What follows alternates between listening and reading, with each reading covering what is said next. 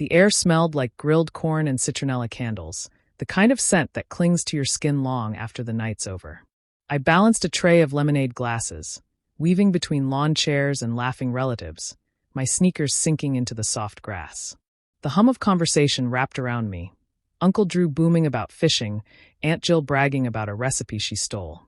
It was all so familiar, predictable, almost comforting. For a moment, I let myself believe the night would stay that way. Cooper stood near the grill, sleeves rolled, basking in attention like he was born for it. "Boss already trusts me with major clients," he said, flashing that easy grin that made people like him. They nodded, impressed. Tessa sat on the picnic table edge, her new college hoodie gleaming in the porch light. Mom laughed proudly, hands fluttering, as if my siblings' successes were medals she'd won herself. I set the tray down on the table and tried to slide into a group talking about movies, but the words seemed to pass right through me. Someone asked for more ice, and I jumped at the chance to escape. Inside, the kitchen was quiet except for the hum of the fridge. I scooped the ice carefully, trying not to spill, pretending it mattered. From the window, I could see the party still glowing. Cooper gesturing big, Tessa laughing, everyone caught in their orbit. When I stepped back out, Cooper called across the yard, "Hey, careful with that, you'll probably drop it." Laughter followed, light and harmless to them. My smile came out late, brittle. The sound faded, swallowed by the music, but something small cracked inside me. For a while, I leaned against the fence, pretending to enjoy the view. The strings of lights, the laughter, the faint smell of smoke drifting from the grill. I wanted to belong in that warmth, to be seen as more than the quiet one carrying trays. But as the evening stretched on, I could feel the distance between us growing wider, invisible but real. Every laugh felt like it was happening a few feet away from me, in a world I couldn't quite reach. The night felt louder once everyone gathered around the picnic table. Plates clattered, music mixed with chatter, and someone passed around a bowl of chips. I sat near the edge, hoping to blend in, but Cooper noticed me right away. He grinned like he'd just found a new story to tell. "Remember when Maya tried to make breakfast last month?" he said, his voice rising above the music. Smoke everywhere. Fire alarm screaming. He laughed, and the sound carried across the table. People chuckled, looking at me with half smiles, waiting to see how I'd react. I forced a small laugh and said nothing. He wasn't finished. "Oh, and what about the plate you dropped at Grandma's birthday?" That was classic. Tessa leaned on her elbow, smirking into her drink. Someone muttered, "Poor thing." But they were laughing too. I felt the warmth climb up my neck, my face turning hot. Mom gave a light, awkward laugh. "Cooper, that's enough," she said, but her tone was soft, like she didn't mean it. Dad was already talking to someone else, pretending not to hear. The teasing kept its shape, playful on the surface, but with a sharper edge underneath. Cooper looked at me again, his grin widening. "Hey, maybe we should call her something. The failure. Yeah, that fits." He said it like a joke, tossing it into the air. The table burst into laughter. Tessa covered her mouth, trying not to spill her drink. Someone clinked their cup against another, saying, "To the failure." It was all amusement to them. To me, it felt like my name had been taken and turned into something ugly. I tried to laugh too. It came out thin and strange, a sound that didn't belong to me. My hands shook slightly as I picked at the edge of my plate. I wanted to speak, to tell them to stop, but the words tangled somewhere in my throat. Mom finally said, "That's not very nice," but she smiled as she said it. Cooper shrugged, pretending innocence. "I'm just kidding," he said. "She knows we love her." Everyone nodded like it was true. I stared down at the tablecloth. The lights above blinked softly, the air heavy with smoke from the grill. I wished I could disappear into it.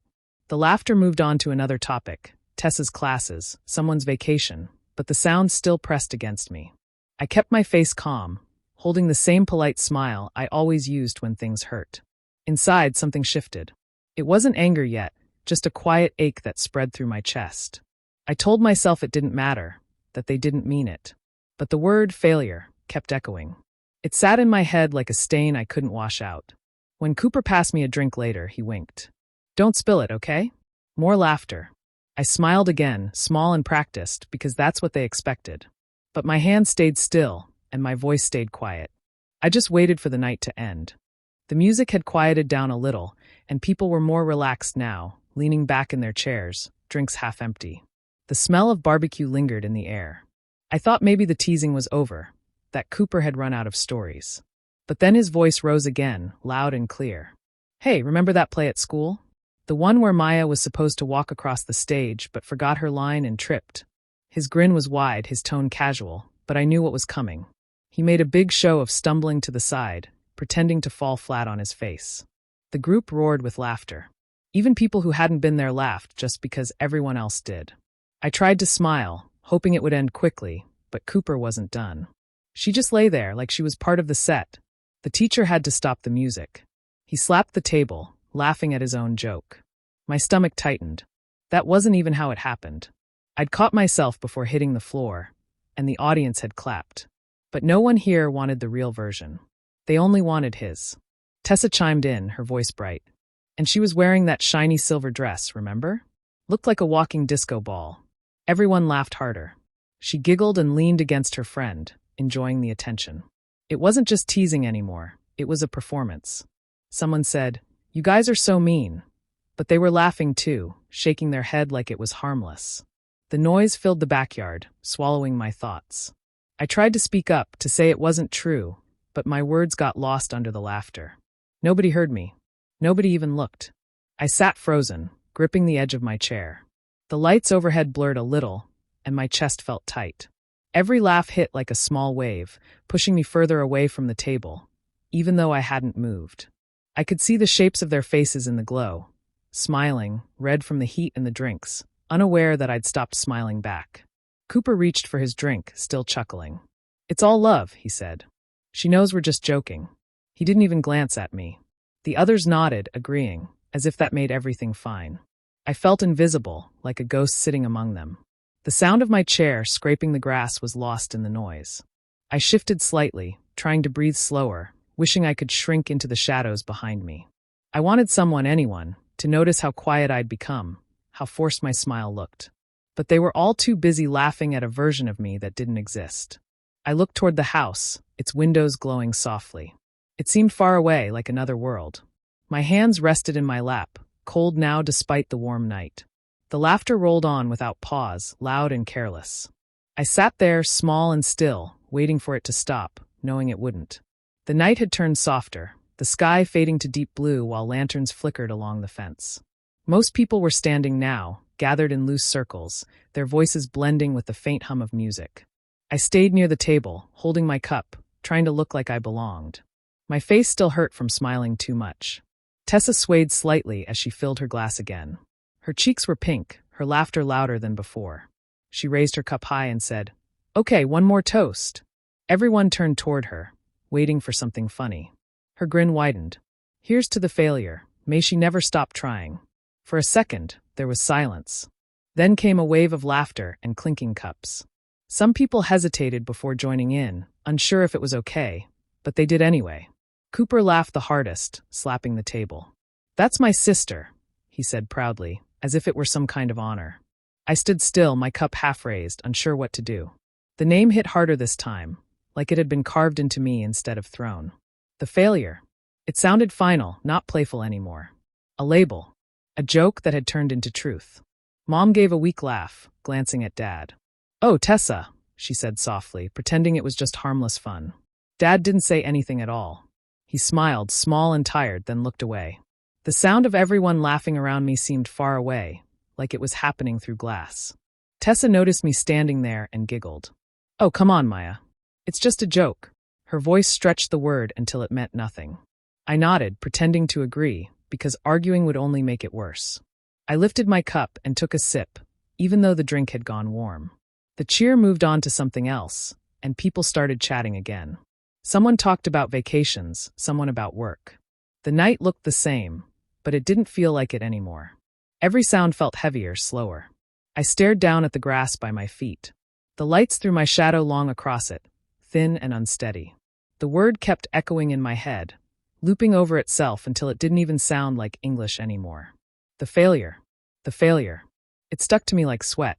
I could still hear Cooper's laugh in the background, careless and bright, as if nothing had happened. I caught my reflection in one of the dark window panes, just a blur under the party lights. Everyone else looked alive, glowing. I looked like I'd already disappeared. When Mom walked past, she touched my shoulder lightly and said, Don't take it so seriously. Her smile didn't reach her eyes. Then she turned back toward the group.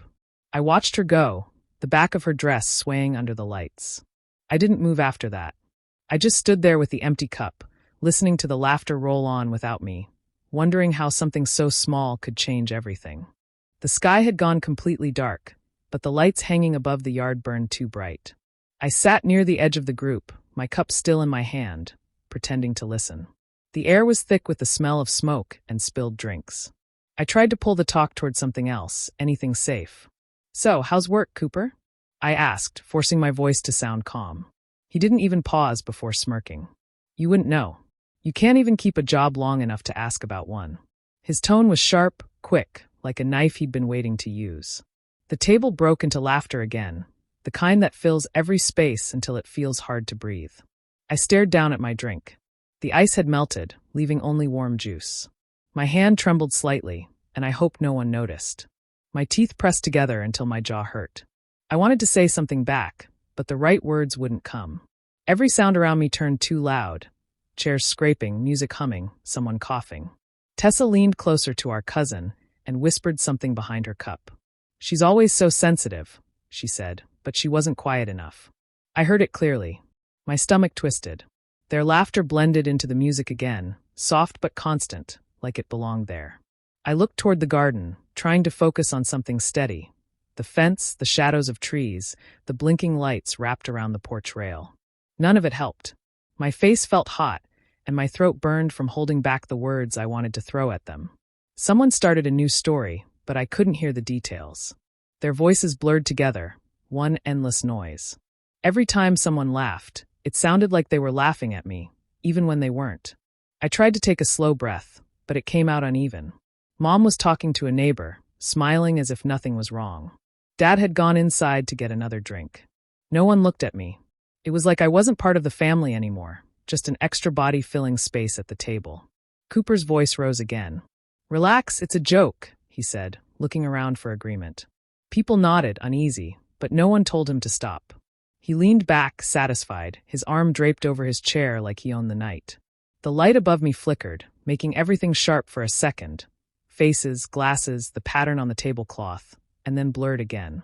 I wanted to walk away, but my legs wouldn't move. I kept thinking if I stayed quiet, it would pass. It didn't. The laughter didn't fade. It just folded into the background, buzzing in my ears like static that wouldn't shut off. I sat there, small and silent, the world around me spinning with sound. The cup in my hand shook again, tiny ripples on the surface catching the light. I stared at them until they disappeared. The night had stretched too long, the same jokes circling again and again until they didn't even sound like words anymore. My fingers felt numb around the cup, and I set it down before I dropped it. I couldn't take another laugh, another glance that turned into a smirk. My throat ached from staying quiet. Cooper was in the middle of another story, exaggerating something I'd done years ago, and everyone waited for the punchline. I didn't let him finish this time. The words came out before I could stop them, shaky but clear. "You two have no idea what you're talking about." The sound of my voice surprised even me. For a second, it was actually quiet. Cooper blinked, then grinned, his eyes shining with mischief. He repeated my words in a high, mocking tone, dragging them out like a bad imitation. Everyone laughed again, louder than before. The silence I'd tried to break only turned into more noise. Tessa put her hand on his arm, pretending to calm him. "Oh, come on, Maya," she said, stretching my name into something sweet and fake. "We're family. Don't be so serious." Her voice was soft, but there was no kindness in it. I looked at my parents, hoping one of them would say something. Mom kept adjusting the napkins, avoiding my eyes. Dad was watching the grill, even though the food had been eaten hours ago. The space between us felt cold, heavier than the air. No one would meet my gaze. The laughter started again, lighter now, as if what just happened didn't matter. Cooper leaned back, shaking his head. "She can't take a joke," he said. "Always been like that." It sounded like a verdict, final and familiar. I felt my face tighten, but I didn't look away. My hands rested on my knees to keep from shaking. The noise around me faded to a low hum. I could hear the crickets beyond the fence, steady and distant, more honest than any voice at that table. Something inside me sank, not anger, not even sadness, just the simple understanding that this was how it would always be. They weren't going to change. The jokes weren't just jokes anymore. They were how they saw me. Every smile, every laugh, every shrug confirmed it. Tessa took another sip from her cup and said something I didn't catch. The group laughed again. Cooper started a new story, this one about someone else. I didn't try to listen. My eyes drifted toward the gate, where the light barely reached, and for the first time that night, the thought of leaving didn't scare me. Mom glanced my way once, quick and nervous, then turned back to her conversation. I stayed still, quiet, pretending to listen, pretending I was still part of it all. But inside, I already knew, if I wanted the noise to stop, I'd have to walk away from it completely. The night had worn itself out, though no one seemed to notice. The lights hummed faintly above the yard, and the smell of burnt charcoal still floated through the warm air. I sat there, quiet, listening to them talk about nothing, their voices a blur of noise that no longer reached me. My cup was almost empty. I watched the last drop roll down the inside, and decided I'd had enough. Without thinking much, I placed the cup on the table. It made a soft sound against the wood, but no one heard. I stood, brushing my hands against my jeans, and started walking toward the gate. The grass felt damp under my shoes. For the first time all night, I didn't care if anyone saw me leave. Someone noticed. "Maya," a voice called, light and uncertain. Another person laughed softly, as if I were just being dramatic. "She's probably going to sulk," someone said. The words floated after me, but I didn't turn around. I reached halfway across the yard when Cooper's voice cut through the air, louder than anyone else's. "Hey, where are you going, failure?" Everything stopped. The sound hit me like a slap, sharp and final. The word echoed, carried by the laughter that followed. I froze, my back still to them. The lights from the patio stretched my shadow long across the grass. For a heartbeat, I couldn't move. Then I turned. Cooper stood near the table, drink in hand, grinning like it was all part of the joke. Tessa leaned against a chair, watching me with that same tired smile. No one else said a thing. Their faces blurred in the harsh light, a row of familiar strangers. I looked at Cooper once more, long enough for him to falter just a little, his grin thinning. I didn't say a word. There was nothing left to say. Then I turned again and kept walking. The air beyond the yard was cooler. The noise behind me began to fade. First the laughter, then the music, until only the sound of my footsteps remained. The night was quiet except for the distant hum of cars from the road. I didn't look back. Each step felt lighter than the last, though my chest ached. I could still hear his voice in my head, the word replaying over and over. It didn't make me turn around this time. It only pushed me forward. At the gate, I paused, resting my hand on the latch. The metal was cool, smooth beneath my fingers. For a moment, I stared at the yard, the lights, the table, the people still talking like nothing had changed. Then I opened the gate and slipped out. The night swallowed me up. The music started again, faint now, almost like it belonged to someone else's life. I walked down the quiet street without a destination, just moving, each step carrying me further from the sound of my own name turned into a punchline. The house felt heavy when I slipped away from it. From the yard, I could still hear bits of laughter drifting through the open windows, as if the night hadn't noticed I was gone. The sound was dull now, distant. I stopped for a moment near the side gate, listening. It didn't fade right away. It carried on like nothing had changed. Through the kitchen window, I saw my mother at the sink, washing dishes that were already clean. Her shoulders slumped a little, her head tilted toward the noise outside. I couldn't hear her words, but I could guess. She would sigh and say I was being dramatic, that I always took things too far. She'd mean it too. Tessa leaned on the counter beside her, still laughing at something from the yard. She looked so calm, like the last hour hadn't happened. She'd probably roll her eyes and tell Mom I'd get over it. That's what they always said, like my feelings were just small storms that passed after a few minutes. Cooper was by the fridge. I could tell by the clink of the can when he opened another drink. He'd shrug, say, "She'll be fine." That line never failed him. He said it every time someone in the family got hurt, every time he didn't want to think about what he'd done. I stood there for a little while, hidden by the shadow of the fence, watching them through the window. Their movements looked so normal, Mom drying her hands, Tessa fixing her hair, Cooper leaning against the counter. No one was worried. No one was looking for me. They really believed I'd walk back in when I'd calmed down. But I knew I wouldn't. Something inside me had gone quiet, like a door closing from the inside. There wasn't anger anymore, not even sadness, just a stillness that felt solid, final. I turned my head toward the yard. The lights still glowed above the tables, soft and flickering. My cup was lying in the grass where I'd left it, a bit of juice left at the bottom. Ants crawled over the rim, moving in slow circles. It looked small and forgotten, like something that never mattered. From inside, I heard Cooper laugh again. The sound carried through the open window, careless and easy. Someone called Tessa's name, and she ran back outside, her voice joining the others. The party went on without a pause. I stepped farther down the street, feeling the air cool around me. Behind me, the house was still bright, but it seemed smaller now, as if it belonged to another world. I didn't look back again. The laughter kept going, but it was fading, turning softer with every step.